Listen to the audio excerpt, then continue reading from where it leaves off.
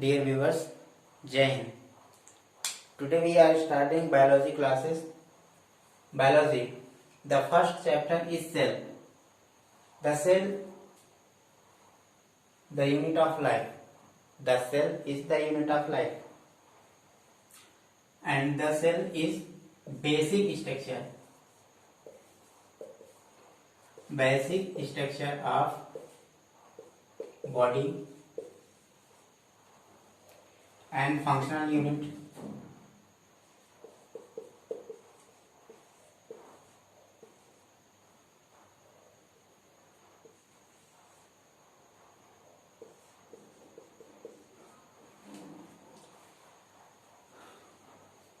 And bio transformation.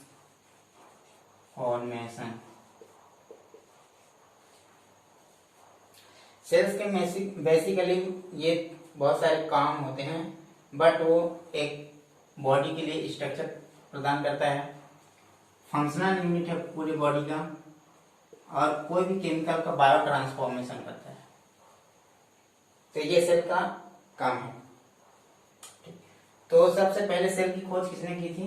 Robert Hooke ने। Robert Hooke ने सबसे पहले डेड सेल की खोज की थी। डेड सेल्स उसने देखे थे कॉर्क में। कॉर्क, जब उसने माइक्रोस्कोप जिस जमाने में नहीं था, सिर्फ लेंस कांच के जरिए इसने देखा, तो एक हनीकॉम्ब लाइक स्ट्रक्चर दिखी, ऐसा मधुमक्खी के छत्ते जैसा, जो कि डेड था, उसमें लाइफ नहीं थी, इसलिए हनीकॉम्ब लाइक स्ट्रक्चर दिखा, सेल वॉल दिखी उसे से रॉबर्ट हुक को।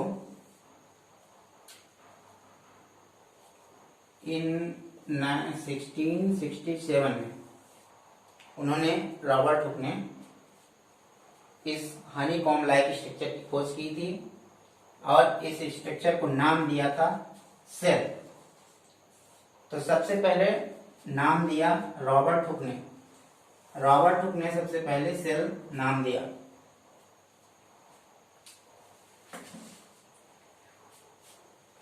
अब सेल के अध्ययन को साइटोलॉजी कहते हैं। ये बहुत बार सवाल पूछता है कॉम्पिटिटिव एग्जाम्स में कि सेल के अध्ययन को क्या कहते हैं। तो सेल के स्टडी को साइटोलॉजी कहते हैं। साइटोलॉजी। अब हम पढ़ेंगे टाइप्स ऑफ सेल, मतलब कि सेल कितने प्रकार के होते हैं। Types of cells. तो बेसिकली सेल्स दो टाइप के होते हैं, एक प्रोकैरियोटिक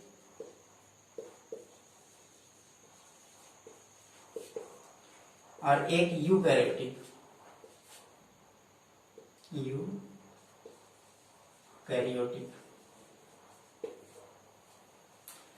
प्रोकैरियोटिक और यूकैरियोटिक दो टाइप के सेल्स होते हैं।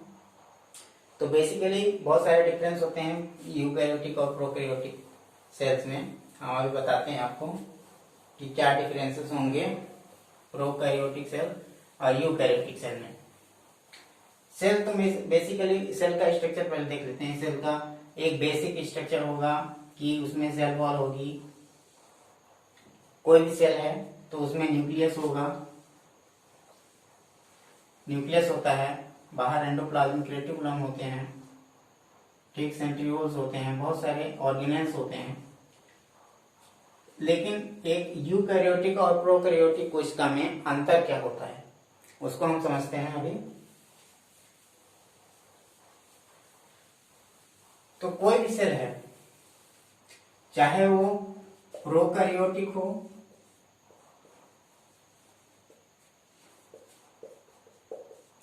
या यूकैरियोटिक हो,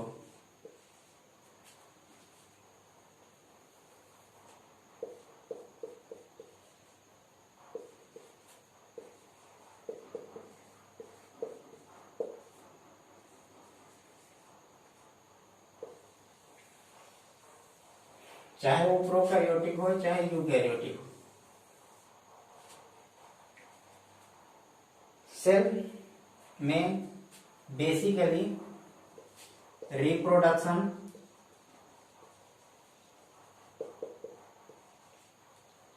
रिप्रोडक्शन के साथ रेस्पायरेशन, रेस्पायरेशन के साथ प्रोटीन सिंथेसिस, प्रोटीन सिंथेसिस, ये तीन चीजें मेनली होंगी चाहे यूकैरियोटिक हो या प्रोकैरियोटिक हो। तो हम देख लेते हैं कि क्या कैसे होता है। रिप्रोडक्शन होता है इसमें बाइनरी फिजन के द्वारा, बाइनरी फ्यूजन। बाइनरी फ्यूजन क्या होता है कि मैं बताता हूं कि जैसे कि दो सेल हैं, मतलब कि दो सेल आपस में हैं या फिर एक ही सेल है, तो इसके अंदर से ही अचानक से एक दूसरा सेल डिवाइड हो जाएगा, अलग हो जाएगा बिना किसी दूसरे सेल्स के इंटरेक्शन के, तो बाइनरी फिजन कहलाता है। बेसिकली उसमें दो सेल्स इंपॉर्टेंट होते हैं, जब दो सेल्स मिलते हैं तभी तीसरा सेल प्रोड्यूस होता है। तो इसमें सेक्सुअली इंटरकोर्स नहीं होता, केवल फ्यूजन होता है, उन दो सेल्स का फ्यूजन होगा और प्रोडक्शन हो जाती है। लेकिन इसमें रिप्रोडक्शन होगी मियोसिस और माइटोसिस के द्वारा, मियोसिस एंड माइटोसिस। अब मियोसिस और माइटोसिस क्या होता है? मियोसिस जो होगा वो अर्धसूत्री विभाजन होगा, ये अर्धसूत्री विभाजन है,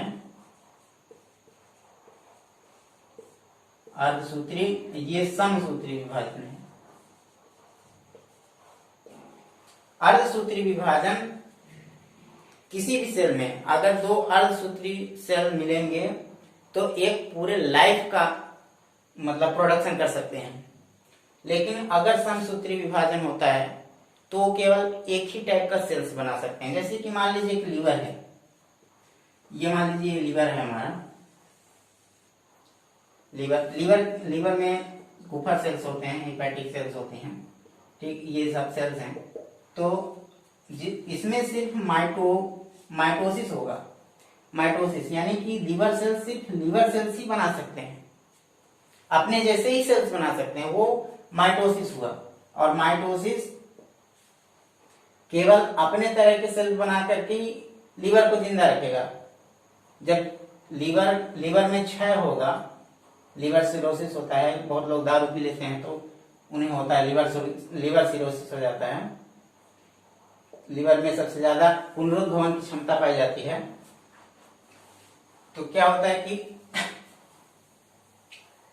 इसमें माइटोसिस की क्रिया चलती रहती है लीवर में, सबसे ज्यादा माइटोसिस लीवर में होता है।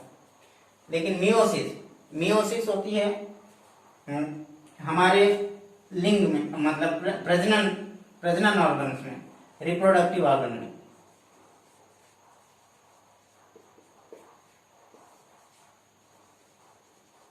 रिप्रोडक्टिव ऑर्गन्स में मियोसिस होते हैं, सॉरी मियोसिस, अर्धसूत्री विभाजन। तो अर्धसूत्री विभाजन और समसूत्री विभाजन आप समझ रहे होंगे।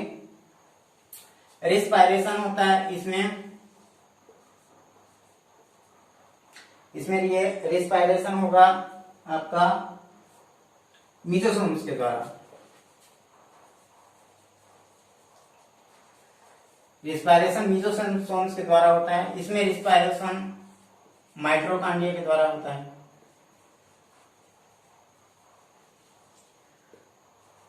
माइटोकॉन्ड्रिया ऐसा होता है, इसमें क्रिस्टी पाए जाते हैं, ऐसे फोल्डिंग होती है इस तरह का।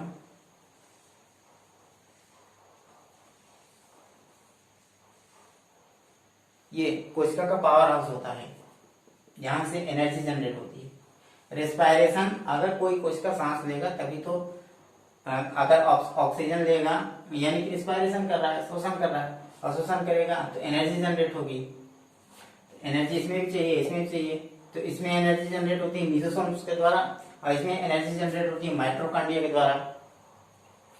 तो आप समझ रहे होंगे कि इसमें बाइनरी फिजन हो गया और मीजोसोम्स के द्वारा आपका रिस्पायरेशन हो गया, प्रोटीन सिंथेसिस होती है। इसमें 70 एस टाइप का राइबोसोम 70 एस प्रोटीन बनाता है, जबकि इसमें प्रोटीन सिंथेसिस 80 एस राइबोसोम द्वारा होता है। दिख रहा होगा आपको, अगर नहीं दिख रहा तो ऊपर लिख देते हैं।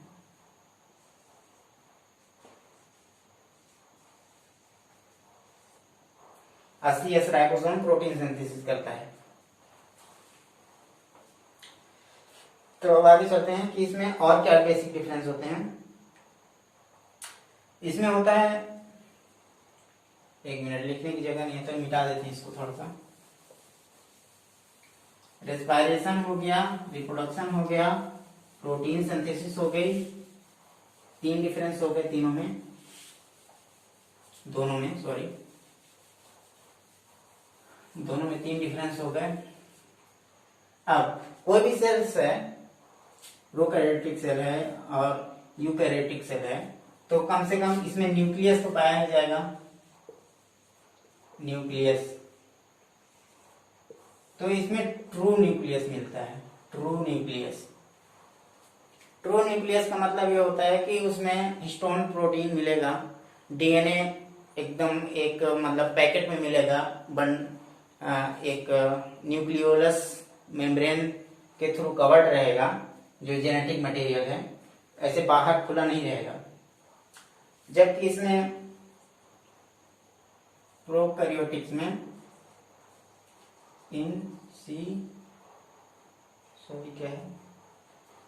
इंसिपिटेंट टाइप का न्यूक्लियस होता है। इंसिपिटेंट टाइप न्यूक्लियस मतलब कि जैसे मान लीजिए ये कोई प्रोकैरियोटिक सेल है, तो उसमें न्यूक्लियस ऐसे खुला रहेगा, उसमें कोई बाउंडिंग नहीं रहेगी, मतलब कि कोई भी सराउंड करके इस डीएनए को, इसके डीएनए को कोई भी सराउंड नहीं करेगा, ऐसे खुला ही रहेगा, तैरता रहेगा। लेकिन इसमें जो यूकैरियोटिक कोश का है, इसमें ये डीएनए मटेरियल आपका न्यूक्लियोलस के द्वारा कवर्ड रहती है और ट्रू न्यूक्लियस होता है। ये असत्य न्यूक्लियस, इसको देखकर नहीं बता सकते कि ये न्यूक्लियस ही है।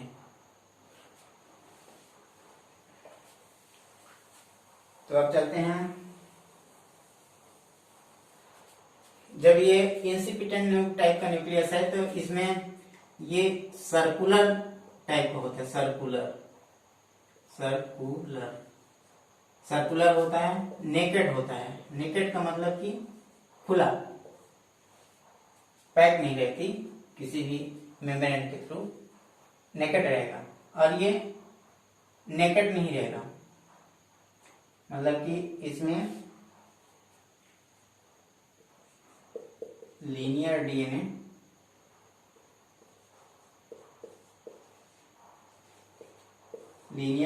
विथ हिस्टोन रहेगा, विथ हिस्टोन। हिस्टोन एक प्रोटीन है, हिस्टोन प्रोटीन के थ्रू कवर्ड रहती है इसमें। अब और कुछ चीजें देख लेते हैं, जैसे कि सेल वॉल।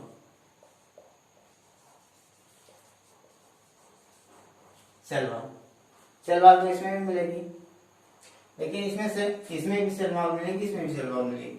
बिना सेल वॉल के किसी भी सेल की कल्पना नहीं की जा सकती। अगर सेल वॉल नहीं है तो वो सेल्स नहीं है। तो इसमें सेल वॉल बनी होती है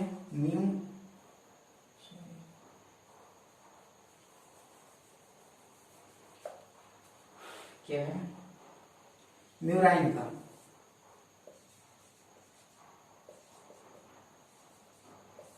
म्यूराइंस की सेल वॉल बनी होती है। म्यूराइन एक प्रोटीन है और इसमें सेल वॉल बनी होती है सेल्यूलोज की। सेल वॉल सेल्यूलोज की बनी होती है।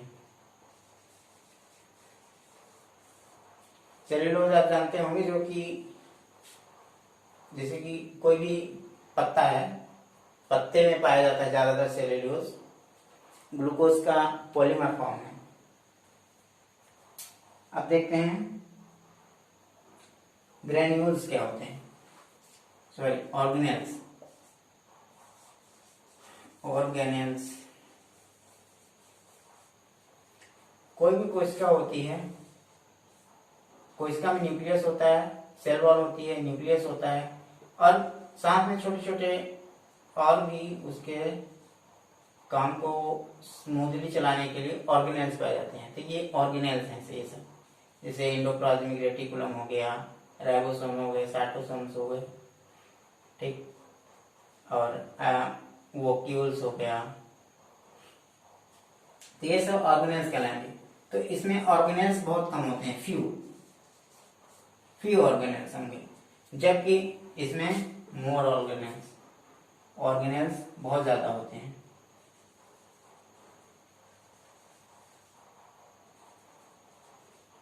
ऑर्गेनेल्स मोर, बहुत ज्यादा ऑर्गेनेल्स होंगे इसमें बहुत कम होते हैं ऑर्गेनेल्स, बस 2-4 चीजें ही रहती हैं। और इसमें हम कहें तो प्रोकैरियोटिक सेल्स, जैसे कि वायरसेस में हो सकते हैं, बैक्टीरिया में हो सकते हैं, यानी कि ये यूनिसेल्यूलर है।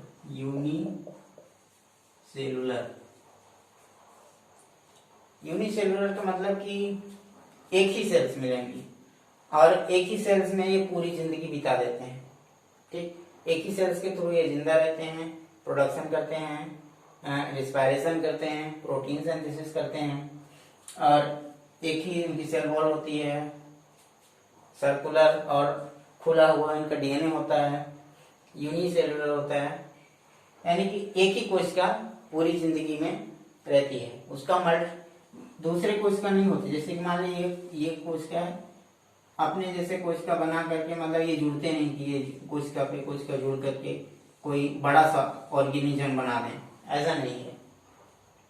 ये होता है म्यूटेशन के थ्रू। म्यूटेशन बाद में बताएंगे कि म्यूटेशन क्या होती है। बल्कि यूकैरियोटिक सेल्स में ये मल्टी सेलुलर होता है, मल्टी सेलुलर। अब जैसे लीवर सेल्स हैं, लीवर कोई एक कोशिका का बना नहीं है, उसमें करोड़ों कोशिकाएं हैं, तो मल्टी सेलुलर है। आई होप आप लोग ये समझ गए होंगे। इसको रफ कर देते हैं।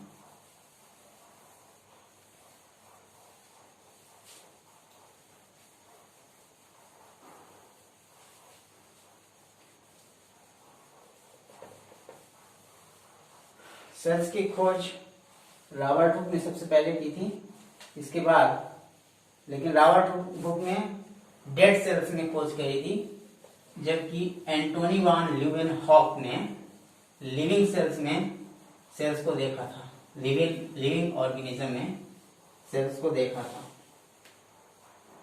एंटोनी वान ल्यूवेनहॉक, उन्हें माइक्रोस्कोप बनाने का बहुत शौक था, माइक्रोस्कोप बनाने का।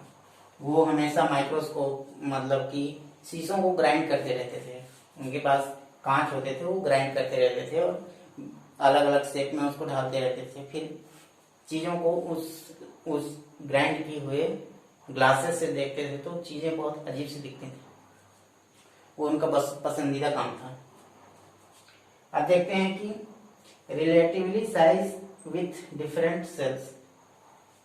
अब जो सेल्स हमने पढ़े हैं, तो जरूरी थोड़ी है कि हर सेल्स का साइज एक जैसा थोड़ी होगा।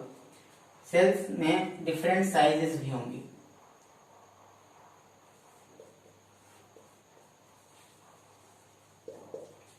Different sizes of sales.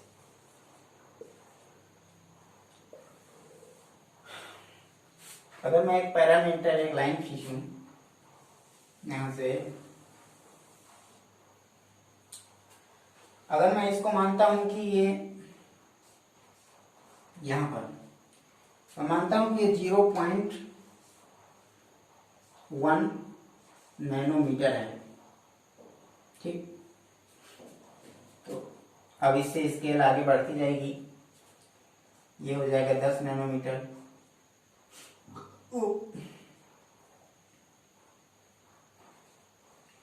10 nanometre हो गया, 100 हो गया, 100 नैनोमीटर, 1 माइक्रोन हो गया, 1 micrometre, 10 micrometre, 100 micrometre, 0.1 millimetre, 10 millimetre, 100 millimetre. आप स्केल समझ रहे हैं ना, पैमाना। तो अब देखते हैं कि डिफरेंट सेल्स के साइजेस क्या क्या है। जैसे कि ह्यूमन आरबीसी का 5 से 10 माइक्रोमीटर, तो ये स्केल में कहां पर आएगा? 5 से 10 माइक्रोमीटर, यहां पर 5 से 10 माइक्रोमीटर। ये ह्यूमन आरबीसी की बात हो रही है। आरबीसी भी तो एक सेल होती है, आरबीसी सेल होती है, डब्ल्यूबीसी सेल होती है। डब्ल्यूबीसी की इसकी साइज बड़ी होती है, लगभग 10 माइक्रोमीटर से 25 माइक्रोमीटर के होते हैं वो, 25 माइक्रोमीटर के ह्यूमन आरबीसी होती है। और ह्यूमन एग भी होता है, ह्यूमन एग जो फीमेल्स रिप्रोडक्टिव सिस्टम में प्रोड्यूस होती है, ह्यूमन एग। इसकी साइज होती है 0.1 मिलीमीटर, इतना बड़ा सेल होता है वो। ह्यूमन में सबसे बड़ा सेल होता है ये। अगर ह्यूमन में देखें तो ह्यूमन बॉडी में सबसे बड़ा सेल ह्यूमन एग होती है, जो ओवा होती है, इसको ओवा बोलते हैं, ओवा।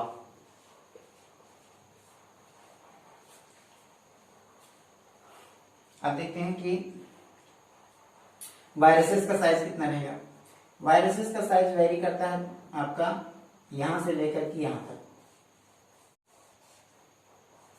बहुत सारे वायरसेस हैं, जैसे कोरोना वायरस हो गया, पार्वो वायरस, एंथ्रेक्स वायरस, और टीबी के वायरस, माइकोबैक्टीरियम ट्यूबरकुलोसिस। अब चिकन, जैसे कि मुर्गी का अंडा भी तो एक सेल ही है, केवल एक सेल है वो। अंडा इतना बड़ा, वो केवल एक सेल है, अंडा इतना बड़ा होता है। ऐसा आप सबने खाया होगा। इधर पीला भाग होती है, उसमें पीला भाग, और ये पूरा जेली से भरा होता है, और ऊपर व्हाइट व्हाइट खोल होती है, ठीक, व्हाइट कवर होती है।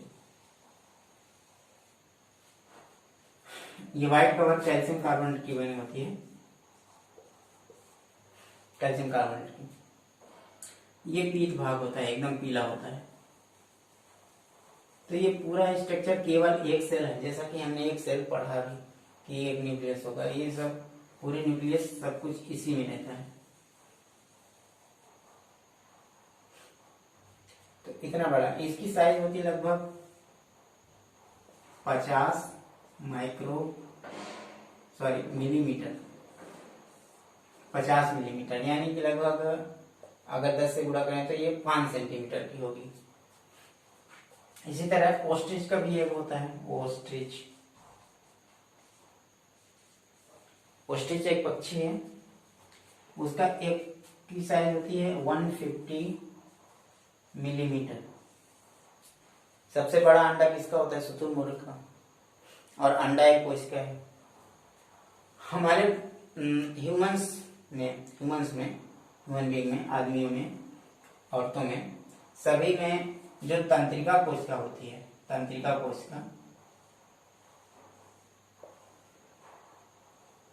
कोशिका सबसे बड़ी होती है।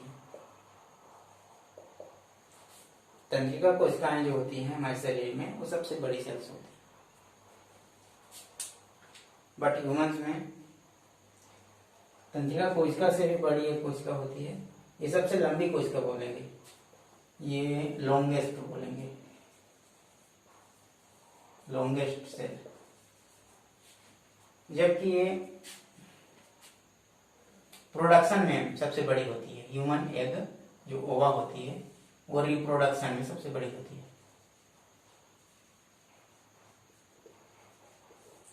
रिप्रोडक्शन में सबसे बड़ी सेल्स होती है। और ह्यूमंस में डब्ल्यूबीसी में सबसे बड़े होते हैं मोनोसाइट। जो डब्ल्यूबीसी हमने पढ़ाया, ये मोनोसाइट सबसे बड़े होते हैं लिक्विड फॉर्म में। आरबीसी होते हैं उनसे छोटे होते हैं। आई होप आप लोग ये सब सेल वॉल्स अगले चैप्टर में पढ़ेंगे हम। आपने सेल पढ़ लिया है, सेल के बारे में पढ़ लिया, सेल के टाइप्स पढ़ लिए हैं।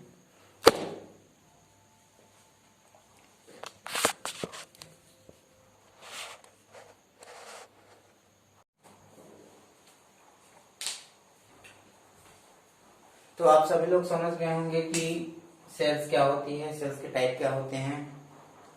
अब अगले क्लास में हम पढ़ेंगे सेल वॉल, यानी कि सेल के जितने भी ऑर्गेनेल्स हैं, जैसे कि न्यूक्लियस, लाइसोसोम, सेंट्रोसोम, माइटोकॉन्ड्रिया, तारकाय, ये सभी चीजें हम नेक्स्ट क्लास में पढ़ेंगे। तब तक के लिए जय हिंद, थैंक यू।